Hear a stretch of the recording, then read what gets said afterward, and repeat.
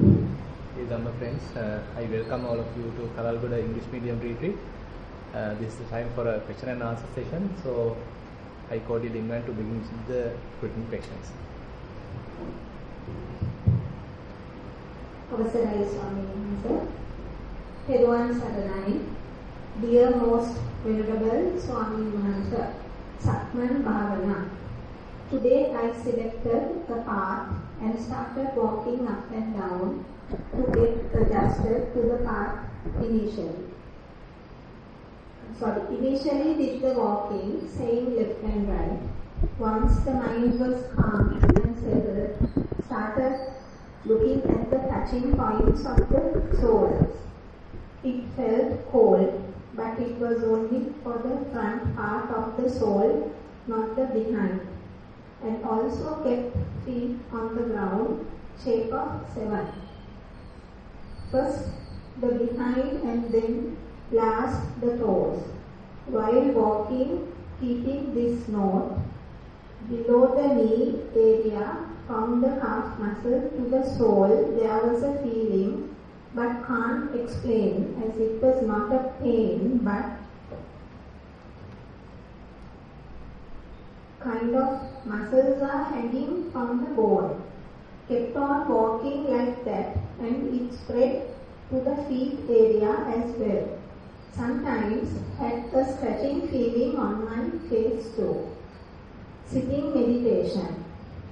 After the walking meditation, slowly came and sat comfortably, adjusted the body and looked at the breath. Felt the abdomen area rising and falling. While looking at it, the area became very small and it was like a shape of small ball rising up and down.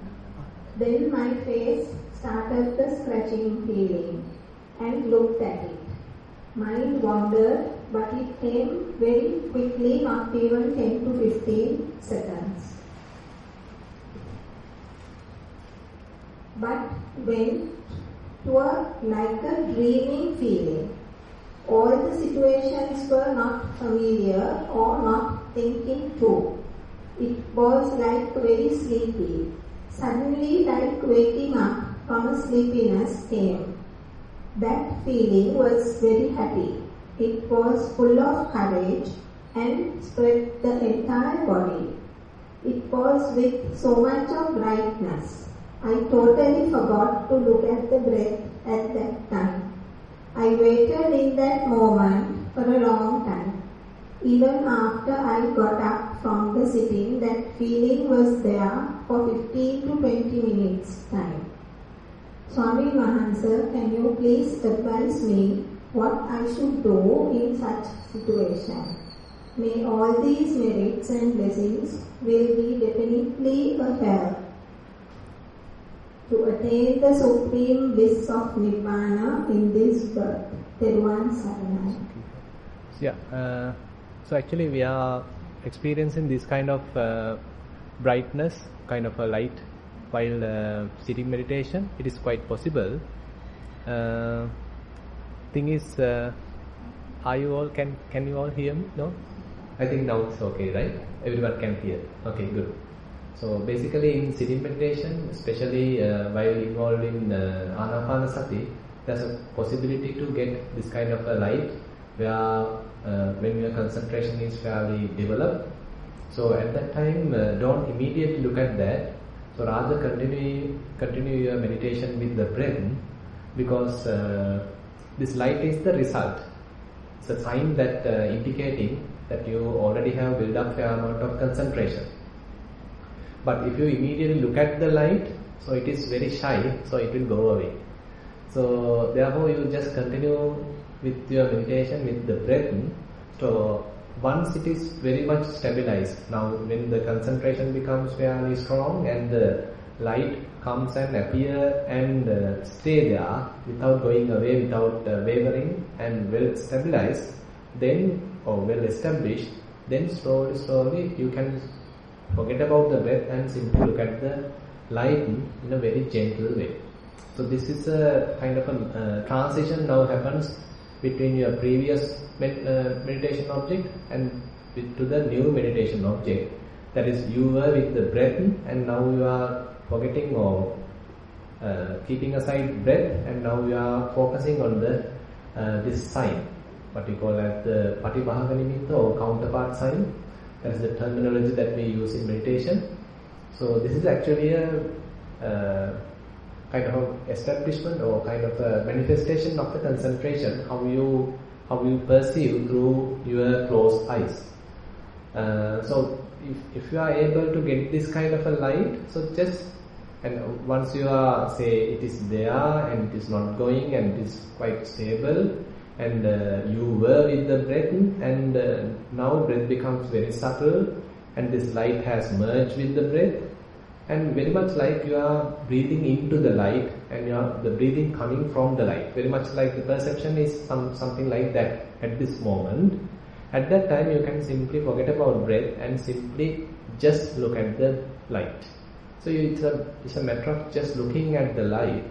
So when the proper balance happens of the faculties, then there could be a possibility that you get further merged with this light, kind of absorbed to this light, and if such thing happen, you just have to be there.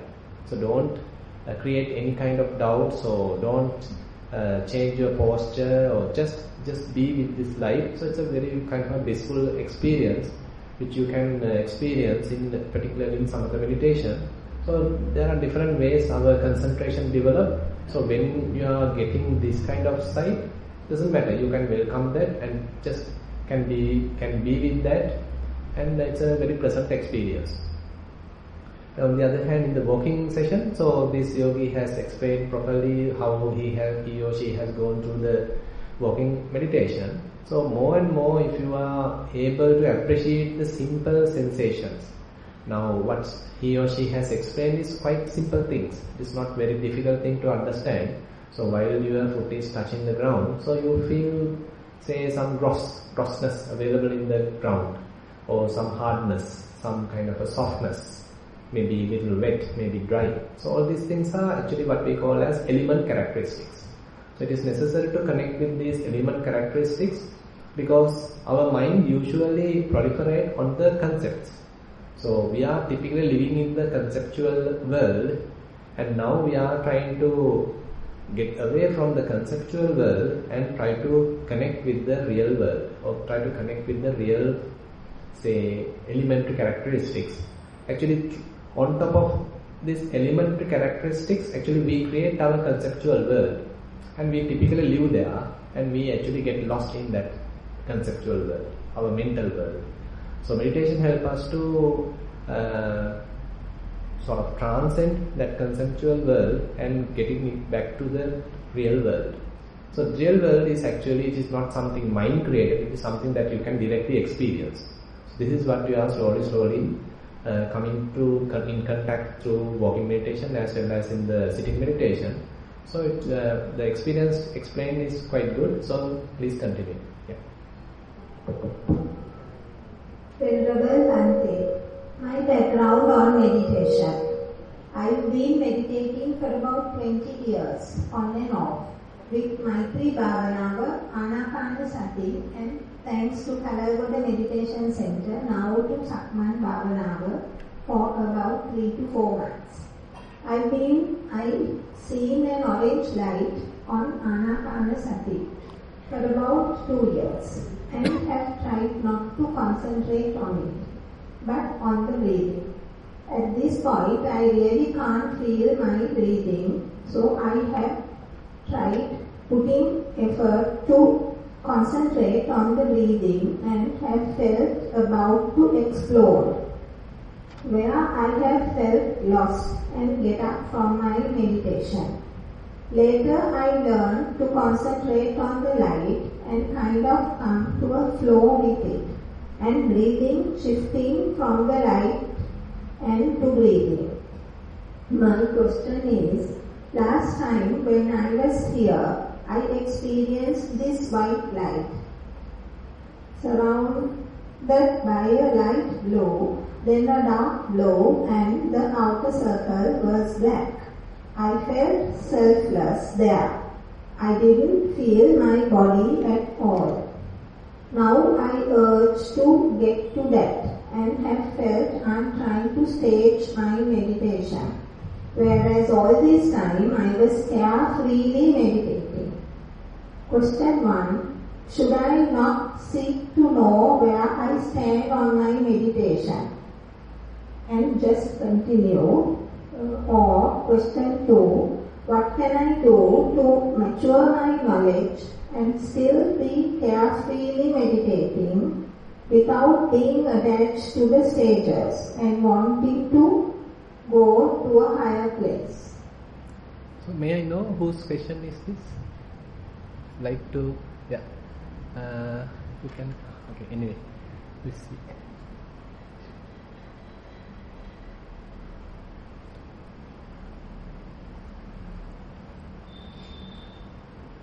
You can't give it. Yeah. Probably you can try and see. Yes. So basically, I mean, so if you are now experiencing this light as soon as possible, say once you sit, or will it take some time for you to get? Yeah. Whatever the light that comes, to be very honest. Yeah.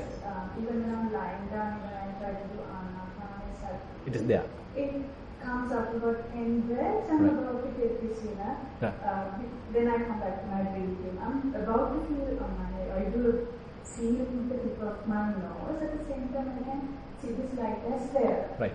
So I keep on doing that. So when I'm properly seated, I come to this stage where I don't feel my feet, and then my hands, and then come all the way to the top, and then you don't feel the tip of your nose at all. And then you really, stay in this orange light thing. Yeah. And at that point, then you are being lost, and then that's when I actually call Shama and say, I need help now. You didn't call an ambulance, no? No. So, for about 2 years, this has been happening. Yes. And what I learned was that not to concentrate on anything else, but on my breathing. Right. Yeah. Now the thing is this. Now when this now say if it is naturally happening, naturally coming, if this light. Now the thing is, when you are beginning your meditation, when you are at the beginning stage, so this is coming and going. It is not stable. But as you develop, so this come and become stable. Yes. Now even without much of practice, now once you close your eyes and once you concentrate for about 10-20 breaths, it is there. Yes. So whatever the color. So at that time, now you don't need to proceed with breathing. So at that time you simply forget about breathing and simply be with the light. And so light becomes the object for you now. So you don't need the breathing and simply be with the light. So thing is, if you are at this stage, if you are neglecting light and try to be with the breath is somewhat gross. Therefore mind get into some kind of a restlessness. So mind become restless because mind is already refined, but you are giving a rough object to that. So it is not matching. But when the mind is refined, this light is a fairly refined object, and you can simply look at it and just observe it. And don't put your attention to the breath, and very gently observe the light, and don't look at too much detail on it. So if you try to look at too much detail, what color the rings, what color the outer, and where are the edges and all these things, that is wrong. So you don't have to explore that detail, because this is not vipassana. This is a kind of a samatha practice. You simply have to observe light, and you have the perception it is really nice, really good, it is permanent. So this is the kind of perception you have to have when you are going through this kind of a practice. This is really different from the vipassana approach. So you get the light and you forget about the breathing, and you are with the light, and this light is very beautiful, very blissful, and it's very, very comfortable, and it doesn't have any defects at all. So that is the notion you have to have in the mind. So it is very beautiful, very nice. It is permanent, and you are just there, and you are very much appreciating it. More and more you appreciate it, probably its brightness even can increase, and you are simply there. So at a given time, when your mind becomes very gentle, very refined, and selfless like, then you become merged with it. So and you just be there. Once you merge with it, or once absorbed to it, You just have to sit comfortably and you can enjoy it. That's all.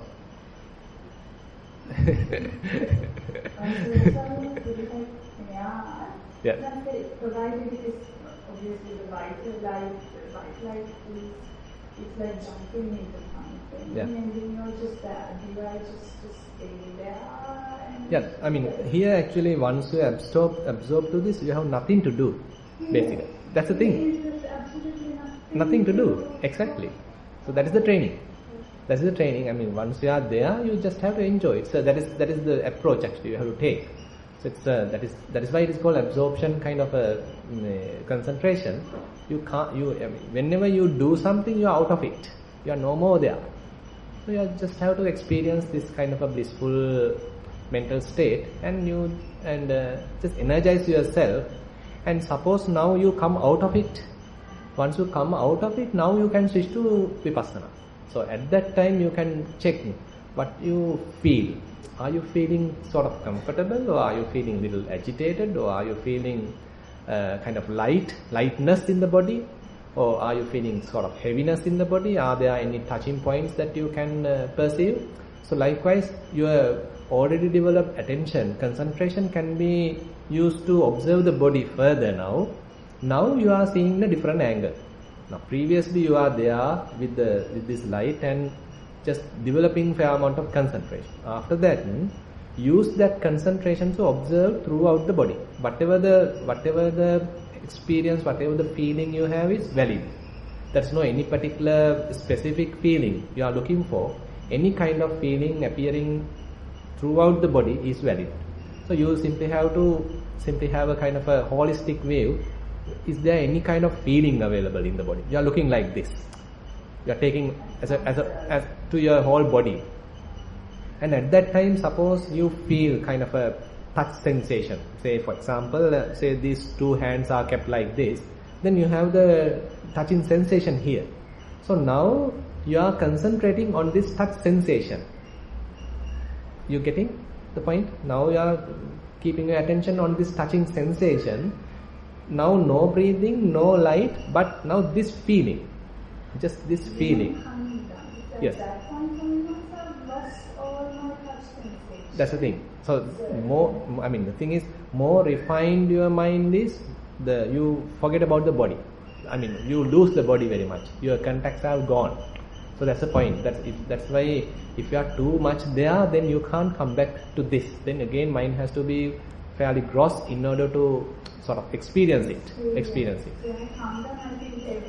That's right.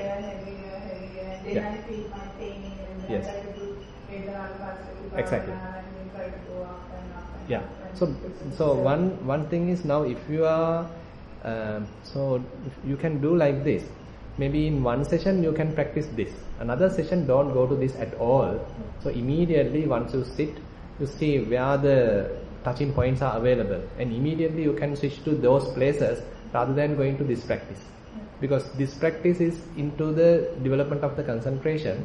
Once fairly refined concentration is developed, your body becomes very light. Very light, you can't feel anything at all. Like almost lost the body light. Only the mind is available. So it's difficult to get on to the body at that time. So without going to that at all, once you sit cross-legged, and of course you come through the walking meditation. After a walking session, you already have a fair amount of mindfulness developed now. So and bring that mindfulness to the sitting posture. And now you are cross-legged and check whether are there any points that you can say keep your attention.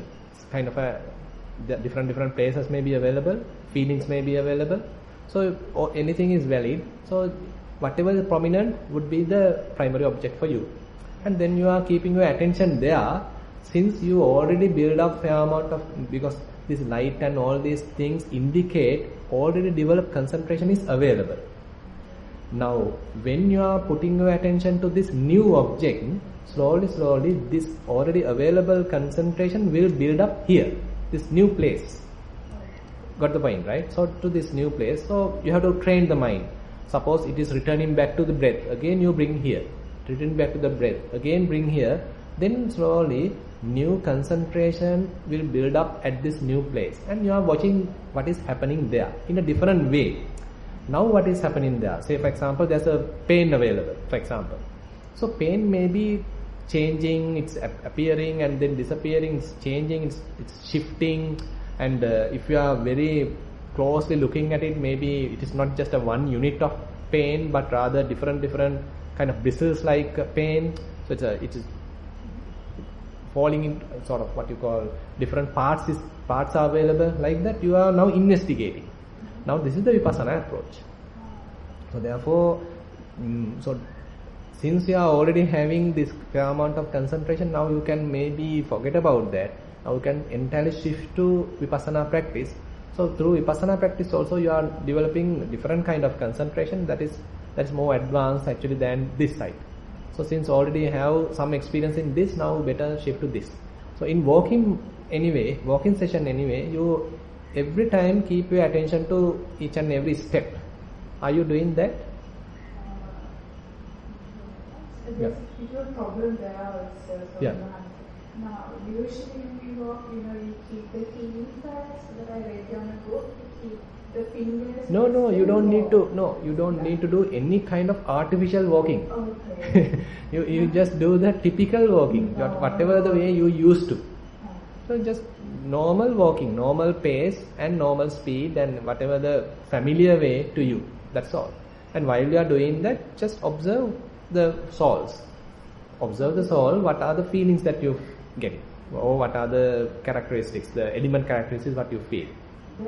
At that point, I become very centralized. Yeah. So it's just the path and me. Right. So I'll come to that stage where I feel all the sensations. I feel that constant rising and then keeping rising and keeping my body moving forward. Yes. At that point, I feel all of that and I feel very much centralized. Right. To my path. So Right. That's the stage of.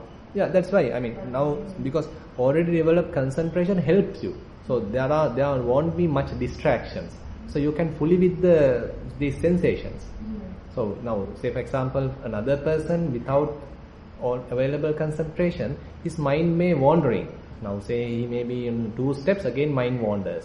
Again he is walking, again mind wanders. So like that that is the training for him. But when the concentration is available, so then when you are paying attention to this the walking experience, so you are fully there. That's no problem. See the little ants also, and I can just Doesn't matter. miss the ants also. Yeah. No, forget about ants. Look at yourself. Yeah. So look at yourself. Come to the. I mean, keep your attention more to the soles, only to the soles area. That kind of a 1 foot area kind of thing. No? So this left foot, what you feel. This right foot, what you feel. That's left foot, what you feel. Without any thought, if you can say keep your attention on all these details, much better. With a very quiet mind, you are observing all these things. It's okay. Yeah.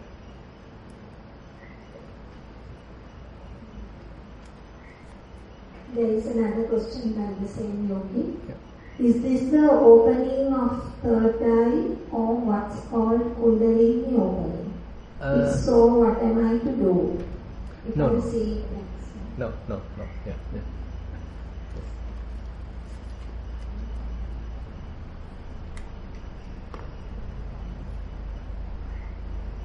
Swami Master, there are lots of newcomers today. Right.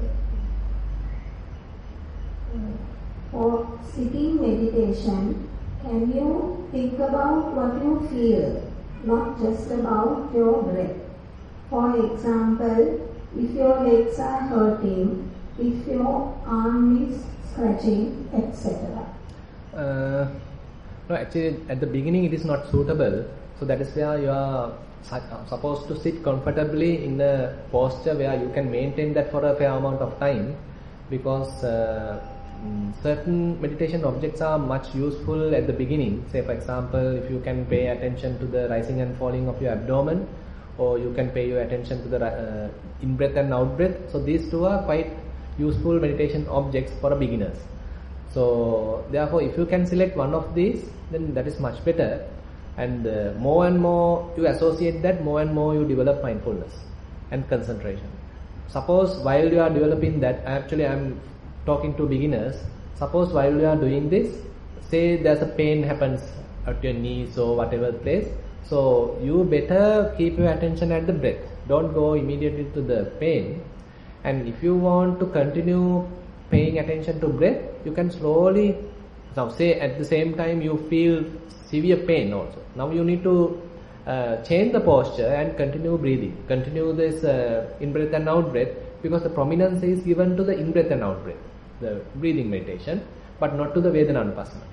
Because if you haven't yet built the fair amount of concentration, no point of going and looking at the feeling, because ultimately you get sort of frustrated, because it may not go, it might even grow instead of going, and you get frustrated, you get disappointed. But when you have fair amount of concentration developed and you can maintain that, and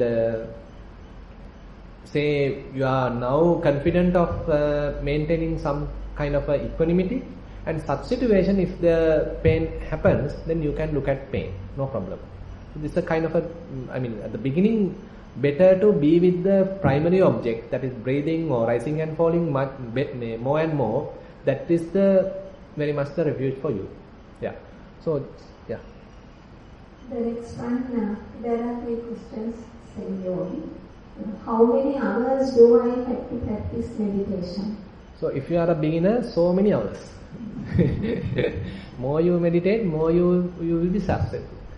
So that's the beginning. Actually, more you have to get involved, because so our mind is very vulnerable at the beginning and very distracting, and so much of say Nissarana, the hindrances. So it's very difficult to overcome that power. So more and more you meditate, more and much better the situation. Say for example, if you are in a retreat situation, maybe 10 hours, 12 hours, that's much better. Say in your home, maybe in the morning, at least 1 hour, maybe in the evening another 1 hour, something like that.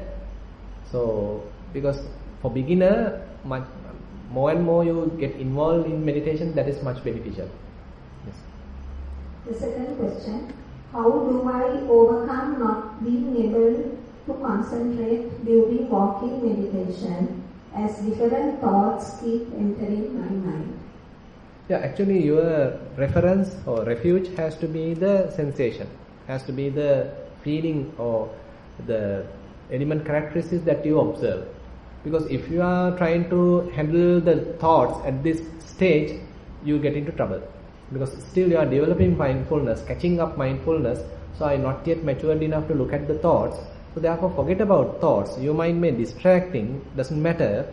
But when you are with the primary object, say your left foot is touching the ground, now try to be wholeheartedly with it. 100% you keep your attention there. So that will slowly dilute the thoughts. Suppose it's very much like an energy. Say your energy is very much scattered everywhere. Now, and when your foot is touching the ground, now you are trying to collect all these energies available everywhere and putting your such energies to this sole, something like that. Now onto the right sole, now you are concentrating, collecting that energy to here. So right like that you continue. So then slowly the whatever the portion given to thoughts will disappear, and you are fully with the soles, fully with the foot. And then you will understand, okay, now mind is not distracting even. Mind is fully with the feeling or the sensation, and you feel really light and the meditation will happen properly. Yes. The third one, how important is it to practice meditation daily? Quite important.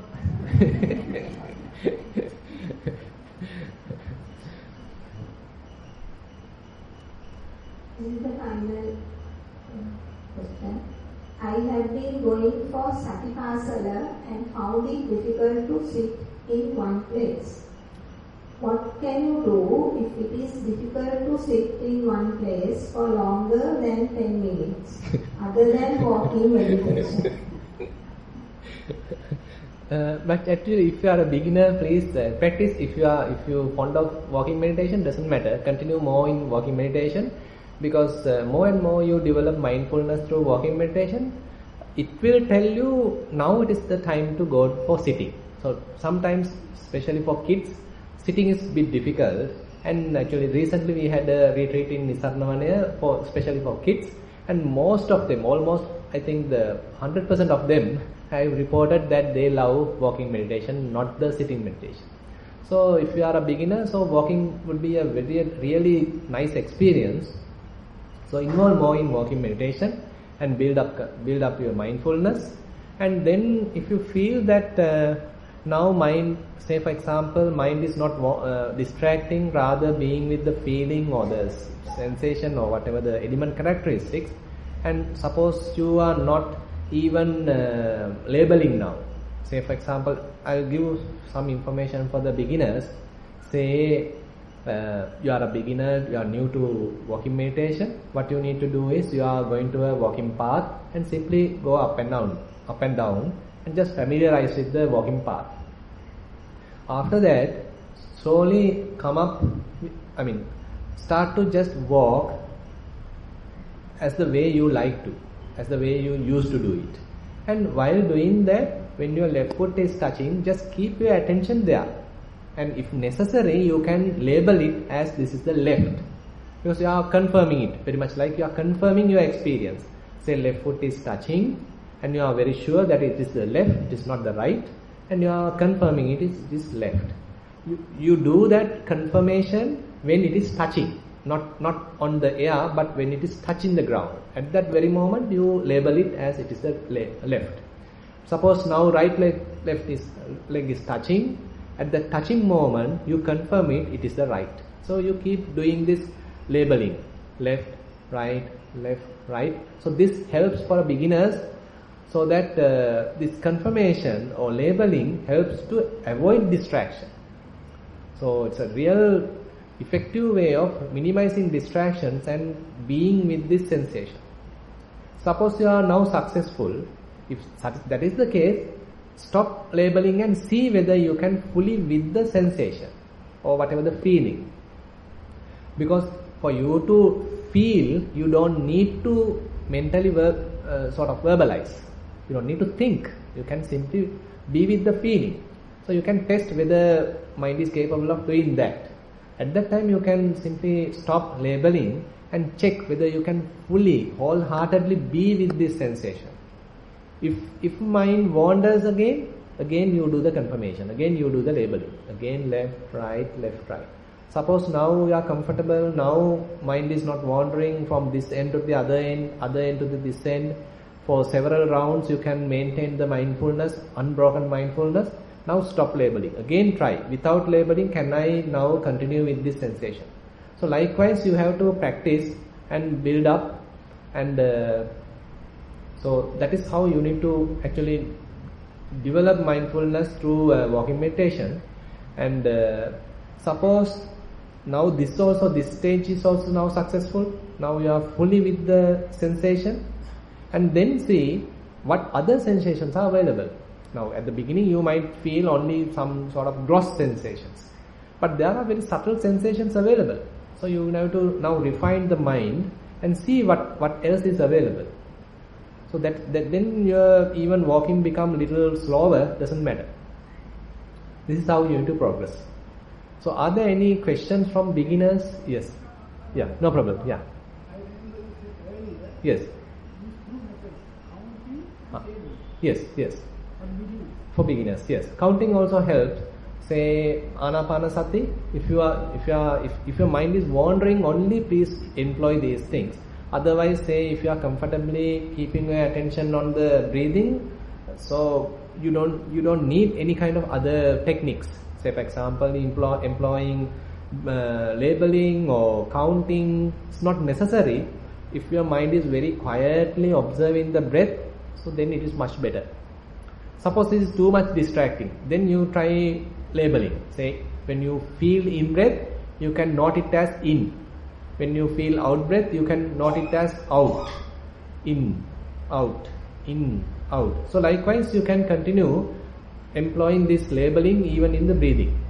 So once you are comfortable, when the mindfulness is well established, you can observe breathing continuously, then stop labeling and see whether you can fully be with the breath. Suppose even this technique doesn't work, then you can do the counting. As he said, in counting, for example, in-breath and out-breath is considered as 1. Another in-breath and out-breath you can consider as 2. So likewise you can use that. Say in-breath 1, out-breath 1. Next in-breath 2, next in-breath, out-breath 2. In-breath 3, out-breath 3. In-breath 4, out-breath 4. Likewise you have to continue. Suppose at this time your mind distracted, then you have to come back to 1. So likewise you can continue. And you may continue till 10 and once if it is successful, then you can come back to 1 again. So likewise you can use counting as well. So different techniques are available. You can select whatever is more suitable for you. Yeah. Any other question? Yeah. There are two general questions in this. Yes. What is the reason for tying pirit nool and drinking pirit water? So now, actually it has some relationship towards the Buddha's time. So there was one prince who was sort of with some influence of some external power, and at that time the parents wanted to protect him, and those parents invited Buddha and the Sangha to help them. And then Buddha and the Sangha visited there and chant Pirit, and was able to protect this child. From there onwards, there's a sort of certain suttas, kind of protective chants are being used throughout the world for kind of these kind of situations where in order to get some kind of a blessing, some kind of protection through the Dhamma. So that is available. Yes. The third one, how did the Buddha come to the conclusion that meditation would help him reach enlightenment? How was he sure that a state of enlightenment actually existed? You have to ask from the Buddha.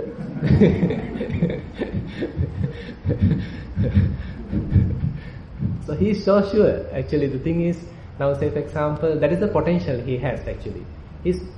Definitely, I mean, he may be a kind of a different person. Maybe, I mean, he has more confidence that he actually has argued. There are certain suttas he is explaining how he come to the conclusion. Because now, if the suffering is there, then there should be an out of suffering as well. Say if the mountain is available, the ground is also available. Something like that he argued himself. So if there is no way out, then the beings will be constantly in this cycle of birth and death. So there should be a way out. So he argued to himself, and he understood. So there should be a way out. So that's why King Kosala Gavesi is a kind of a search. It's kind of an exploration. So what is the proper solution? So that's why, I mean, if different people have taken different approaches, even during the Buddha's time. So what is the way out of suffering? So most of them thought, so they have to keep the birth, and once you born, there is a way to be immortal kind of thing. So then that is not a valid answer. Then another people thought, okay, there is a way to eradicate all the karma relationships available. Then they tried various ways. And Buddha found there are certain causes conditioning this ongoing process. Birth and death is conditioned by so many factors. And he found what are those factors. And then he addressed the most crucial place where it has a contribution coming through the internal conflicts or internal defilements. And he addressed those defilements. So once those defilements are being eradicated, uprooted, so then there is no more birth and death. So likewise, his approach is quite unique, where others actually thought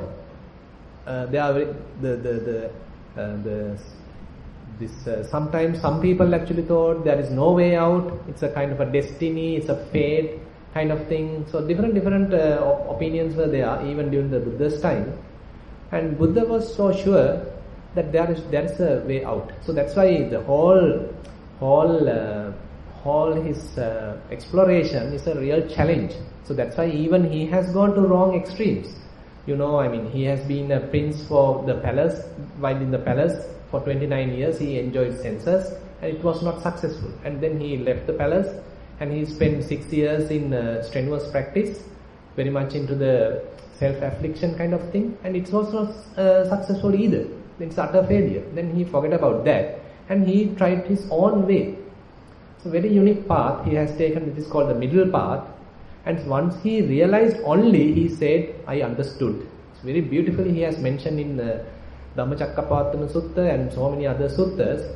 So he haven't even mentioned that he realized anything. He has some kind of temporary satisfaction even when he even associated these 5 ascetics. You know, there are 5 ascetics who help him during this strenuous time.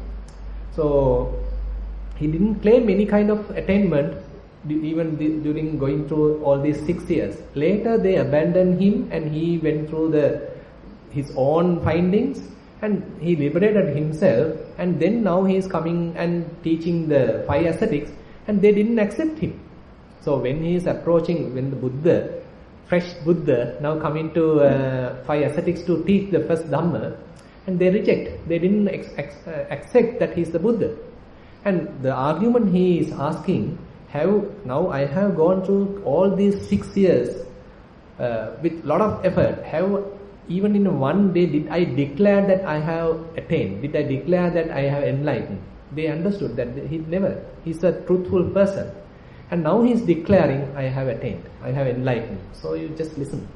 So then he's teaching, and then the other person also realized. Venerable Kondanya also realized. And then kind of a confirmation. That's why Buddha was extremely he's exclaimed, okay, he too realized. I mean, other than himself, now Venerable Kondanya also realized. So he's saying, it's very beautifully explaining Dhamma Chakkappavatthana Sutta. Buddha is now telling, okay, Venerable Kondanya also realized what he realized.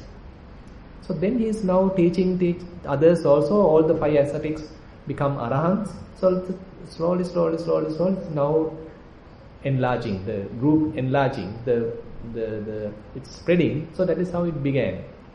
So it's a kind of a potential he has. So that's what I like to say. Yeah.